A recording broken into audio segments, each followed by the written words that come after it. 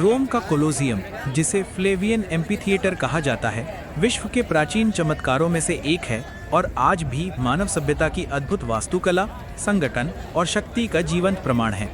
इसकी कहानी लगभग 2000 साल पुरानी है, जब रोम साम्राज्य अपनी चरम सीमा पर था और दुनिया के अधिकांश हिस्सों पर उसका प्रभाव फैला हुआ था। ये विशाल इमारत सम्राट वेस्पेसियन द्वारा 72 ईस्वी में बनवाना शुरू की गई थी और उनके पुत्र टाइटस ने 80 ईस्वी में उसे पूरा करवाया। इसका निर्माण उस स्थान पर किया गया था जहां कभी सम्राट नीरो का भव्य गोल्डन हाउस यानी डोमस ओरिया स्थित था। नीरो अपनी विलासिता और अत्याचार के लिए बदनाम था, इसलिए उसकी मृत्यु के बाद वेस्पेसियन ने जनता का विश्वास जीतने और अपनी छवि सुधारने के लिए ये विशाल एम्फीथिएटर बनवाया, एक ऐसा स्थान जहां रोम के नागरिकों को मुफ्त मनोरंजन, रोमांच और सम्राट की शक्ति का प्रदर्शन देखने को मिलता था। कोलोसियम की लंबाई लगभग 189 मीटर, चौड़ाई 156 मीटर और ऊंचाई लगभग 48 मीटर है। ये अंडाकार आकार की 4 मंजिला संरचना थी, जिसमें करीब 80 प्रवेश द्वार थे, ताकि 50,000 से 80,000 तक दर्शक कुछ ही मिनटों में अंदर बाहर आ सकें। इसका पूरा ढांचा पत्थर, ईंट और रोमन कंक्रीट से बनाया गया था।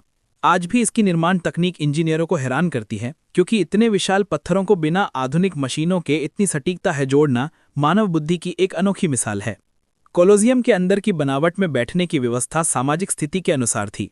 ऊपरी हिस्से में आम जनता और दास वर्ग बैठते थे, जबकि निचले भागों में कुलीन वर्ग और सम्राट के परिवार के लोग। इसमें एक विशाल मंच था जिसे लकड़ी से बनाया गया था और उसके नीचे था हाइपोजियम, एक जटिल भूमिगत तंत्र जिसमें कई सुरंगें, कमरे, लिफ्ट और दरवाजे बने थे। यहीं पर जंगली जानवर रखे जाते थे जिन्हें अचानक मंच पर छोड़ा जाता था। रोम के नागरिक यहाँ ग्लेडिएटरों की लड़ाइयाँ देखने आते थे। वे दास या युद्धबंदी होते थे जिन्हें तलवार, भाले और ढाल के साथ मौत तक लड़ना पड़ता था। ये क्रूर परंपरा रोम की संस्कृति का हिस्सा बन चुकी थी, क्योंकि उस दौर में युद्ध, शक्ति और मनोरंजन को एक ही भावना में देखा जाता था। कहा जाता है कि कोलोसियम के उद्घाटन के पहले 100 दिनों में लगभग 9000 जंगली जानवरों और सैकड़ों ग्लैडिएटरों की मौत हुई थी।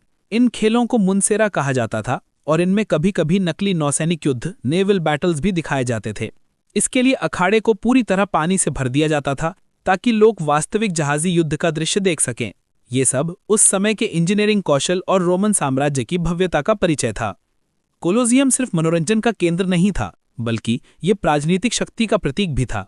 सम्राट इन आयोजनों के जरिए जनता का समर्थन पाते थे और साम्राज्य की ताकत का संदेश देते थे। लेकिन तीसरी सदी के बाद जैसे जैसे रोम की राजनीतिक और आर्थिक स्थिति बिगड़ने लगी, वैसे वैसे इन खेलों की आवृत्ति घटने लगी। 217 ईस्वी में आग लगने से इसकी ऊपरी मंजिलें नष्ट हो गईं और फिर कई भूकंपों ने इसकी दीवारों को भारी नुकसान पहुंचाया। मध्य युग में जब रोमन साम्राज्य का पतन हुआ तो ये इमारत लूटे गए पत्थरों और संगमरमर के लिए इस्तेमाल की जाने लगी। कई चर्चों, महलों और किलों के निर्माण में कोलोसियम की दीवारों से निकले पत्थर लगाए गए। धीरे धीरे ये भव्य अखाड़ा खंडहर में बदल गया। फिर भी इसकी नींव और ढांचा इतना मजबूत था कि पूरी तरह कभी नष्ट नहीं हुआ। समय बीतता गया और 18वीं सदी में यूरोपीय विद्वानों और पुरातत्वविदों ने इसे संरक्षित करने के प्रयास शुरू किए। पोप बेनेडिक्ट 14 ने इसे ईसाई शहीदों की स्मृति के रूप में मान्यता दी, क्योंकि माना जाता था कि यहाँ कई ईसाइयों को धर्म के कारण मौत के घाट उतारा गया था। इसके बाद 19वीं और 20वीं सदी में कई बार पुनर्निर्माण और संरक्षण कार्य हुए। आज भी जब पर्यटक रोम की सड़कों से होते हुए कोलोसियम के पास पहुंचते हैं तो उसकी विशाल दीवारें और खंडहर बीते युग की कहानी कहने लगते हैं।